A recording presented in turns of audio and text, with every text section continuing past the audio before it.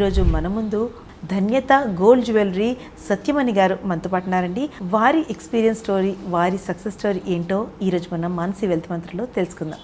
మీరు చదివిన చదువు, మీరు చేసిన ఉద్యోగం, మీరు పెట్టిన బిజినెస్, అసలు దేనికి కూడా రిలేషన్ లేదు. మా ఫ్యామిలీలో అప్పటి వరకు జాబ్ చేసిన వాళ్ళు కానీ, ఒక ఎంటర్‌ప్రెన్యూర్‌గా మారిన వాళ్ళు కానీ ఎవరు లేరు. చదివింది మైక్రోబయాలజీ, చేసింది ఐటీ ఫీల్డ్, పెట్టింది జ్యువెలరీ. మధ్యలో నాన్నగారు ఏంటంటే కొంచెం హెల్త్ పరంగా సిక్ అయితే చదువు మానిపించేసి పెళ్లి చేసేద్దామని చూశారు. అందరూ అన్నారు, సత్య నీకున్న స్కిల్కి you can do it on your own. So ఏం చేశాను, ఒక చిట్టి పాడి ఫస్ట్ 100 grams గోల్డ్ కొన్నాను. ఆ 5 lakhsతో కొన్న బిస్కెట్ని నా ఫస్ట్ ఇన్వెస్ట్మెంట్గా పెట్టాను.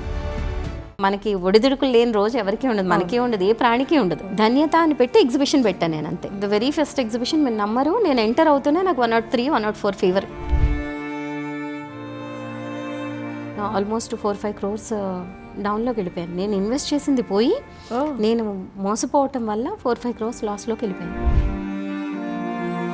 సపోర్ట్గా, గట్టిగా, స్ట్రాంగ్గా, అంటే నాన్నగారు ఉన్నంతవరకు నాన్నగారు, తర్వాత నాన్నగారు లాగా సపోర్ట్ చేసింది ఎవరు?